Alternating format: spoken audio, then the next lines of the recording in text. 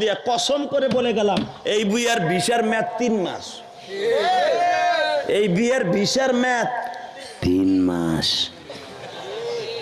ওই সেরি যখন তোর কাছে আসতে পারে এইভাবে ভাগ্যা বুগ্যা বিয়ে বসতে পারে তোর পটাইয়া, তোর পরিবর্তে আর একজনও পটাইয়া যাইতে পারে, আর হচ্ছেও তাই।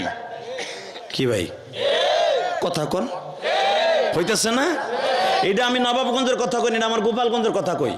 কারণ আমার দেশের পোলাপান প্রবাস কয় ঠিক, খালি আমার দেশ তোমার দেশে একসাথে বলতে হবে জমিনের মালিক কে? যেরকম আল্লাহু আকবার। এ কলিজার যুবক আমার দিকে তাকা, কোন দিকে ঘাটটা ঘুরাইস না। আল্লাহর প্রেমে পাগল যারা তারাই জান্নাতি, নবীর প্রেমের পাগল যারা তারাই জান্নাতি।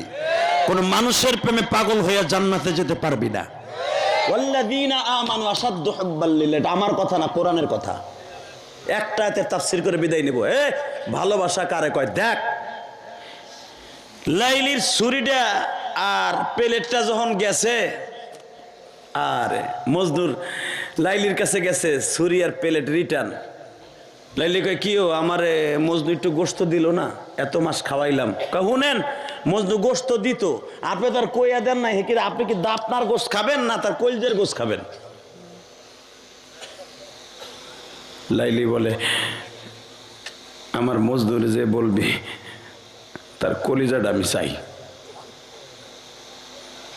ছুরিটা নিয়ে যখন দৌড় দিছে, লাইলি পিছনের থেকে আবার ডাক দিছে, মজনুরে কলিজা দিতে হবে না, আমার বোঝা শেষ হয়ে গেছে, এতদিন যারে খাওয়াইছি এই লোকটা আসল মজনু ছিল না, আজকে আমার আসল মজনুরে পাইছি। বাজান এবার আমার দিকে তাকাবেন আর চোখের পানি দিয়ে কাঁদবেন। আমি কেন বলতেছিলাম লাইলি মজনুর ইতিহাস যদি দুনিয়ায় কাল্পনিক হয় গো বাবা, এই লাইলি মজনুর প্রেমের মতো হলো মা দুঃখিনীর প্রেম। ঠিক না বে ঠিক? আমি যেইটা বলতেছিলাম ওই সুরানের আমার মা 12 বছর পরে সন্তান দিচ্ছে আল্লাহ, এমন ভাবে টিউবের মধ্যে বাচ্চাটা হয়েছে, টিপটা পুরা জড়াইয়া বাবা নারীটা এমন ভাবে আছে, সিজার করতে গেল ওই নারীটা কেটে গেলে মা বাঁচবে না। যদিও বাঁচে সারা জীবন নলের মাধ্যমে তারা খাওয়াইতে হবে। আরে জ্ঞান ফিরতে নাও পারে, ডাক্তার কোনো শিওর দেয় না। 12 বছর পরে আবার বাবায় সন্তান পাইছে, সন্তানের কথাও বাবা ভুলতে পারে না। কিন্তু স্ত্রীর বেচারা ভালোবাসত। বাস্তব ঘটনায় জুরাইরের ঘটনা বেটা, যে আমার কাছে বলতেছে 2 নয়নের পানি তার বাবা টপ টপ করে পড়ে আর বলে যে আদি ভাই আপনি তো মা নিয়ে আওয়াজ করেন, আপনি এই কথাটা বললে সারা দুনিয়ার মানুষ শুনবে আর আমার মেয়েটার জন্য দোয়া করবে।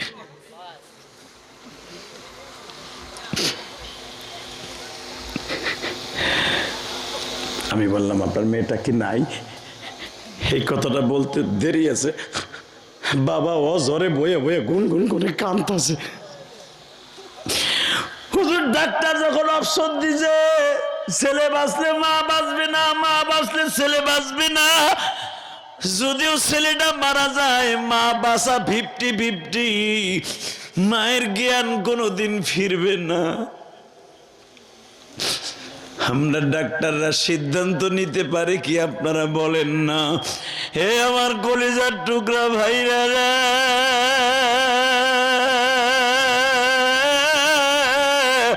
কিসের লাইলি মজদুর ভালোবাসা, মায়ের ভালোবাসা কারে কয় দেখ না রে মা।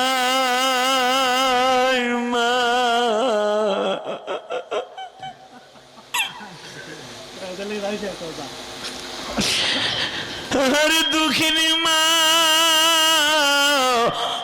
আল্লাহ আমার মতো কোন যুবক ভাইয়ের জানু মা নাই গো।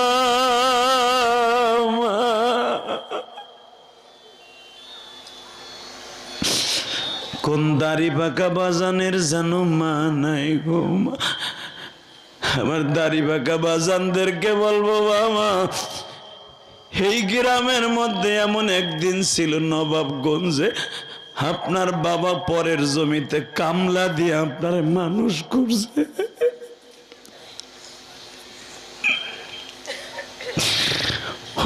আপনাদের বাজার থেকে বাবা ভালো একটা লুঙ্গিও কিনা দিতে পারে নাই, সারা বছরে বাবা 4টা কমলাও তোমাকে খাওয়াইতে পারে নাই।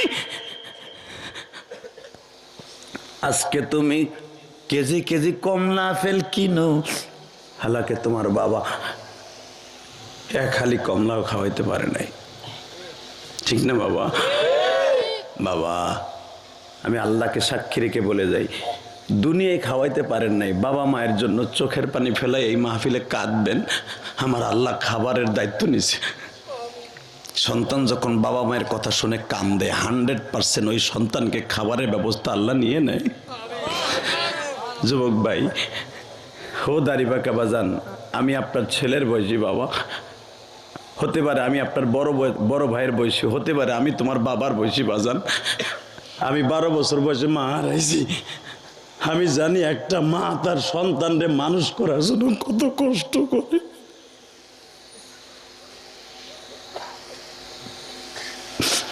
আল্লাহ আমি দেখতেছি আমার বাজানদের চোখের পানি। আল্লাহ যাদের চোখের পানি মা বাবার জন্য পড়বে তাদের মা বাবার কবরটা জান্নাতের টুকরা বানায় দিবা। জোরে কোন আমিন, জোরে কোন আমিন। এবার দেখবো কার মায়ের জন্য কার চোখে কতটুকু পানি আসে। ওই বাবা বলতে যে হুজুর আমার মেয়ের নাম ছিল আসমা, আমার মেয়েরে আমরা ডাকতাম সুন্দর ভাষায় লাভলি লাভলি বলে, হুজুর আমার কলিজার লাভলি আমার আসমা। অপারেশন থিয়েটারে যাওয়ার আগে যখন তার কাছে দলিল দেওয়া হলো এখানে সাইন দেন, সন্তান চান না আপনি বাইসা থাকতে চান, মা ওই অপশনে সাইন করলো আমি মরে যাব, আমার সন্তানটা বাঁচাই রাখবেন।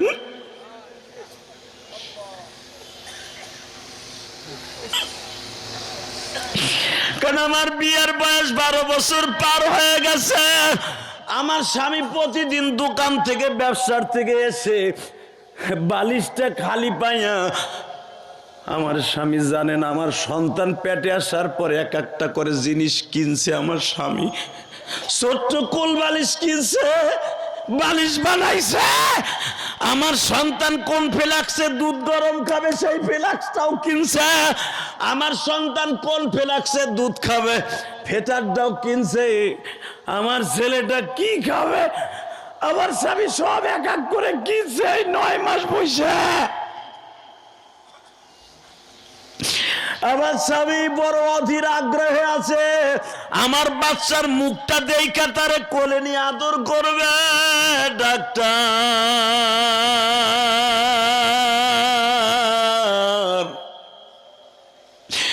আমি দুনিয়ায় বহুদিন খেয়েছি পড়েছি, স্বামীর আদর সোহাগ পাইছি। আমি দেখছি আমি প্রেগনেন্ট হওয়ার পরে, আমার সন্তান হওয়ার পেটে আসার পরে থেকে আমার স্বামী আমারে জোরে একটা কাশও দিতে দেয় নাই, আমারে কোনোদিন সে আমার কাপড় চুপড়ও ধুইতে দেয় নাই। তাহলে বোঝা গেল আমার স্বামী আমার সন্তানের কারণে ভালোবাসা বাড়ায় দিছে। যদি ওই সন্তান না বাঁচে আমি মা বাইসা থেকে কি করব? আরে নবাবগঞ্জের যুবক ভাইরা,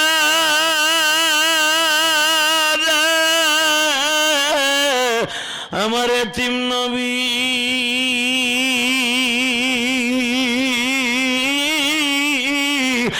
মা কইয়া মদিনায় কাঁদে আর বলে আল্লাহ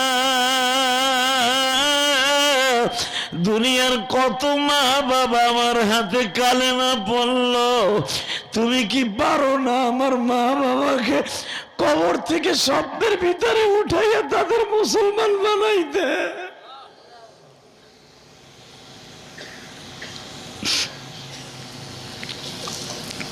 বাবা আমি আপনাকে 2টা পাও ধরে বলে দিয়ে যাই, দুনিয়ায় লাইলি মজনুর প্রেম আর কিসের প্রেম? মায়ের চাইতে বড় প্রেমিকা কেউ নাই।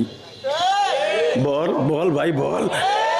সামনে বয়ে বয়ে 2টা ছেলে যুবক কান্তাছে অজরে মার গোয়া শুই না কেন জানেন? এই যে দাড়িপাকা বাজানরা কাঁদে, হয়তো মায়ের ঋণ কোনোদিনও আমরা শোধ করতে পারবো না গো মা।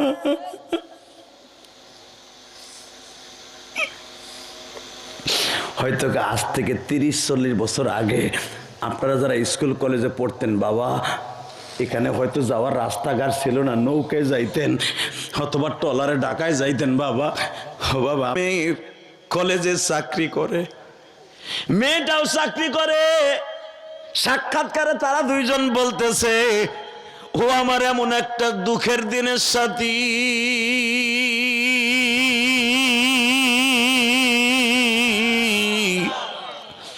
ওই ইচ্ছা করলে আমার ধর্ষণ মামলা দিয়ে আজীবন জেল খাটাইতে পারতো।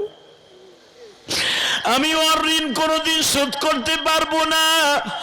আমার গায়ে চামড়া দিয়া যদি জুতা বানাইও দেই, আমার স্ত্রীর ঋণ আমি কোনোদিন শোধ করতে পারবো না।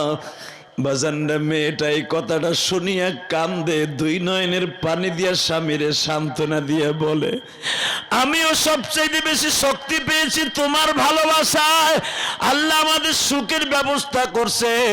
সারা দুনিয়ার মানুষকে জানাই, আল্লাহর রহমত যদি কারো পরে থাকে, সুখ দেওয়ার মালিক আল্লাহ, দুঃখ দেওয়ার মালিক আল্লাহ। আমার বাবা চেয়েছিল আমার স্বামীরে মিথ্যা মামলা দিয়া জেল খাটাইতে, আল্লাহ তার কপালে লেখে নাই বিদায় মিথ্যা মামলায় যায় না। এ বাজান, ঠিক লাইলির বাবা পৃথিবীর মধ্যে ধনীদের মধ্যে একজন। হালাকে লাইলি আমাবস্যার রাতের চাইতে অন্ধকার। ইসলামী উপন্যাস খুলে দেখবেন, সৌদি আরবের লেখা উপন্যাস। এটা কিন্তু এই দেশের ঘটনা, সৌদি আরবের ঘটনা।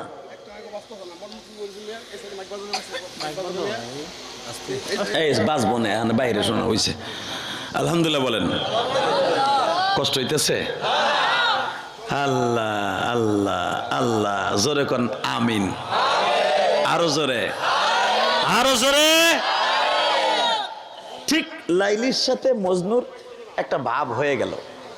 লাইলিও দেখলো গরিব হয়েছে, তার দিকে হয়েছে, আমার বাপের তো ধনী আছে, আমি যদি বিয়ে করি আমার স্বামীও তো ধনী হয়ে যাবে। এই নিয়ত করে ছেলেটা তো ভালো, সচ্চরিত্র, আমারে ভালোবাসবে, প্রেম হয়ে গেল তাদের মধ্যে। এমন প্রেম হইল, আল্লাহু আকবার, আল্লাহ তাই বলছে, ওয়াল্লাযীনা আমানু আশাদ্দু হুব্বাল লিল্লাহ। সবচাইতে মুমিন আমি আল্লাহর সাথে বড় প্রেমিক হিসাবে কাজ করে, সবচাইতে বেশি প্রেম করে মুমিন আমি আল্লাহর সাথে। কলিজার টুকরা যুবক ভাইরা, লাইলি মজনুর প্রেম কাহিনী কিন্তু কাল্পনিক। ইতিহাস প্রমাণ করে কাল্পনিক ভাবে তোমাদের আল্লাহর সাথে মিলাই দিয়ে যাই। আজকে মারহাবা বলতে পারলেন না? ঠিক লাইলির সাথে যখন লাইলির বাবা জানা হয়ে গেল যে ও আমার মেয়েরে ডিস্টার্ব করে, মজনুরে এক দুই দিন না, বহুতবার মেরেছে, বহুতবার মেরেছে, বহুতবার মেরেছে। মারতে মারতে রক্তাক্ত করেছে, গালের মধ্যে প্যারাক ঢুকাইছে, হাত পায়ে প্যারাক ঢুকাইছে, হাত পাগুলা গিলাসের কাঁচ দিয়ে চাকু দিয়ে ফাড়ছে যেন ভুলে যায়। মজনু লাস্টে একটা কথা কি বলেছে, বাদশা সাহেব, ও এই দেশের বাদশা, সৌদি আরবের বাদশা, আপনারা আমার হাত কাটবেন, পা কাটবেন, কিন্তু আমার কলিজার ভেতর থেকে আমার লাইলিরে সরাইতে পারবেন না।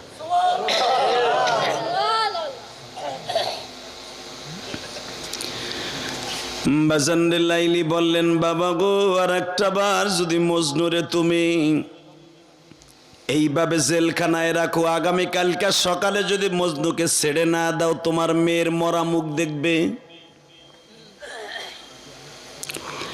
লাইলি এমন ভাবে প্রেসার করলেন বাবা। মজনুর লাইলির বাবা মনে মনে ভাবলেন, যদি আমার মেয়েই মারা যায়, এই ছেলেরে কষ্ট দিয়ার লাভটা কি? ঠিক আছে, একটা শর্তে, লাইলির কাছ থেকে তুই আজীবনের জন্য সরে যাবি, তোরে ছেড়ে দিলাম। ওবাজান ছেড়ে দেয়া হইল মজনুকে। মজনুকে নির্বাসনে দেয়া হইল ইরাকের সেই রাজধানী ছাড়িয়া, বাবিলান শহর ছাড়িয়া, আরব সাগরের পারে, বাজান সাগরের পারে যাইয়া বালির উপরে মজনু এইভাবে লেখত, লাইলি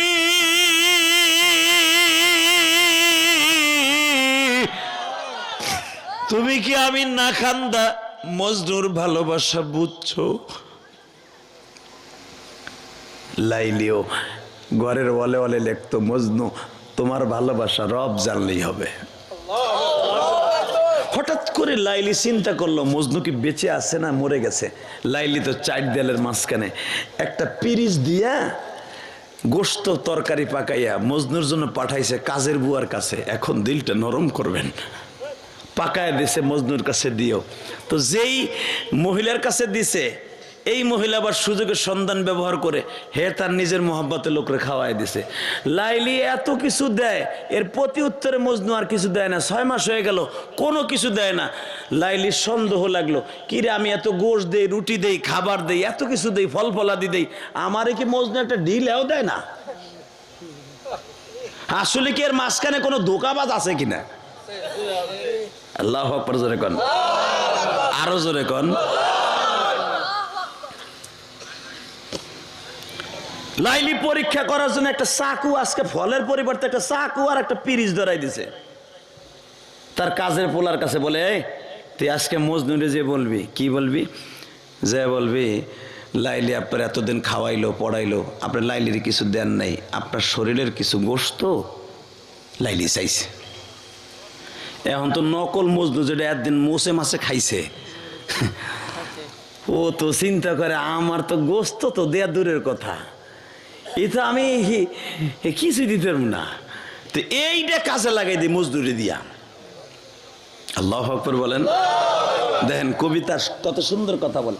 জন বলছে এইটা মজদুরি দিয়ে কাজে লাগে, গোশত খাওয়ার দিক দিয়ে মজনু আর ভাও খাওয়ার দিক দিয়ে আমি। মজনু তোর অনেক দিন ধরে খুঁজতাছি দোস্ত, কি ব্যাপার? তুই জানোস, তুই তো জানোস আমি লাইলির বাড়ি কাজ করি। কয় হ্যাঁ। তুই কি পারবি লাইলির একটা জিনিস দিতে? কয় কি? এই চাকুটা কিন্তু লাইলির। আল্লাহু আকবার বলেন না। মজদু চাকুটা ধরে চুমা দিছে, এটা আমার লাইলির। এই চাকু দিয়ে আমার লাইলি ছুরি দিয়ে ফল কাটছে। আরে বেটা চাকুতে পরে চুমা দে, লাইলি আগে কি কইছে শুনবি না? বলেন কি বলছে? এখন দিলটা নরম করবে যুবক ভাই। ওয়াল্লাযীনা আমানু আশাদ্দু হুব্বান লিল্লাহ।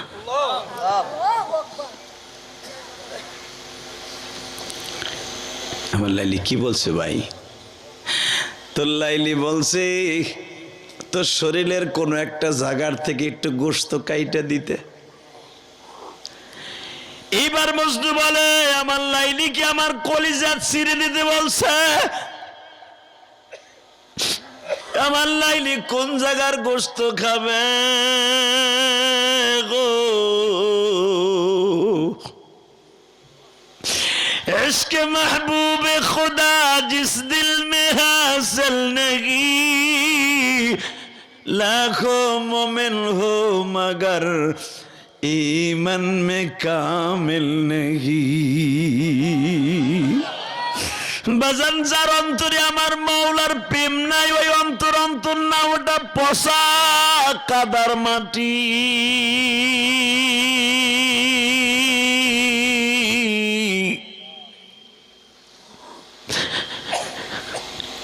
ওই লোকটার বলতেছে আমার লাইলি কোন জায়গার গোশত খাইতে চাইছে। এবার আব্দুল্লাহ বলে এটা তো আমি জিগাই নাই কোন জায়গার গোশত খাইতে চাইছে মজনু। আগামী কালকা তোমার কাছে এসে জিজ্ঞাসা করে এসে বলবো কোন জায়গার গোশত লাইলি চাইছে। যুবক আমি তোর পাও দুটা বলে দিয়া যাই রে, এই দুনিয়ায় সব চাইতে আল্লাহ আল্লাহ রসুলের পরে বেশি ভালোবাসে মার বাবা। ঠিক না বে ঠিক? তার জ্বলন্ত প্রমাণ দিয়ে দে। এই যে কয়েকদিন 2 সপ্তাহে জুরানের এক মা, আল্লাহু আকবার বলো, 12 বছর পরে আল্লাহ তার একটা সন্তান দিছে বাবা। কিন্তু সন্তানটা এমন পজিশনে মায়ের টিউবের দ্বারা হয়েছে, যদি সন্তান কাটতে যায় সিজার করতে গেলে মা বাঁচবে,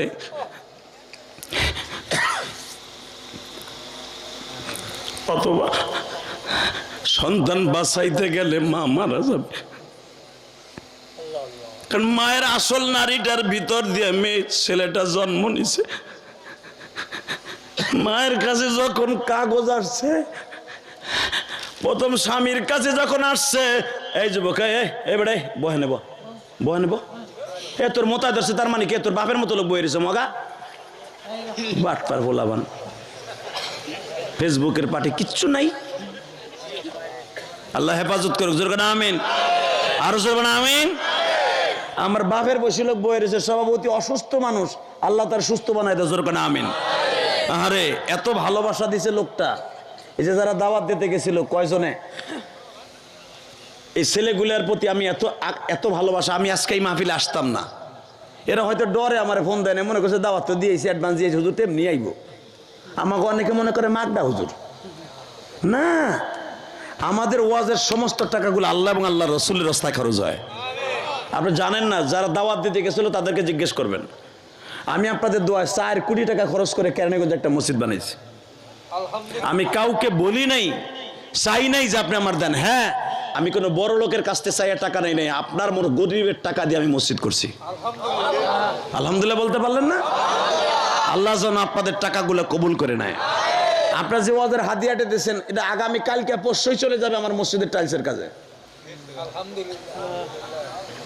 সব বক্তার এক পালে মাপবেন। আলহামদুলিল্লাহ বলেন তো। কষ্ট হইতেছে? মাইক তুমি এমন সেটিং করলা, আমার পছন্দ হইতেছে না মাইকটা তোমার। কি আওয়াজ মেয়ে, তুমি স্পিকার দিয়ে মাইক চালাইতে চাইতেছো। আল্লাহ হেফাজত করে, জোর করে আমিন। আমার গলা মলা ব্যথা হয়ে গেছে। শুধু আমার সাথে বলবেন, এই জমিনের মালিককে। বাজান খারাপ লাগতেছে? যুবক উঠিস না, তোরে যেন আল্লাহ ওলি বানাই দে, জোর করে আমিন। তোরে যেন 1.5 ঘন্টা সাইফে রাখার এবিলিটি আল্লাহ দান করে। এই দোয়া আগে করলাম ওর লাইগা। হাসিস না বেডা, হাসিস না। বর্তমান পোলাপান 3 মাস পরে কয় বউ নাই। থাকবো করতে, ওদের সারা রাত কুতকুত খেলে খেতার মধ্যে ফেসবুকে, তো থাকবো কি? কথা বল না কেন? মা বাপ বিল্ডিং বানাই দিয়েছে, পোলার 1 রুম দিয়ে দিয়েছে। পোলা ঘরের মধ্যে বইয়া সারা রাত সিঙ্কিং পাকা সি সি সি, তো থাকবো কি ছাতা? কথা বল না কেন? আর এই যে আমার চাষা এখনো পর্যন্ত চাষিরে জনমের পিডান পিডায়। চাষি আর একবারই যে পালায়, তারপর ওখানে যে পিডায় চাষিরে, এরপরও চাষিটা যায় না। কি সত্য না মিথ্যা? এখনো তো বুড়ি খাতার মধ্যে জোরে জোরে কেন মারেন, তাও তো যায় না আমার বা। কেন যায় না? শাশিরে ভালোবাসাও দিয়েছেন, শাসনও করছেন। আর এখন গুলা বোর হক আদায় করতে পারে না, ও থাকবো। কেউ তো কয় তুই হিজলা, তোর কি, তোর কথা কি হিজলা? কথা কন না কেন? মনে রাখতে হবে যুবক, যতদিন পর্যন্ত নিজেকে ভালো রাখবি, ইনশাল্লাহ তোর জীবন যৌবন, তোর ব্রেন ঠিক থাকবে। আল্লাহ দুনিয়াও শান্তি দিবে, আখিরাতেও শান্তি দিবে।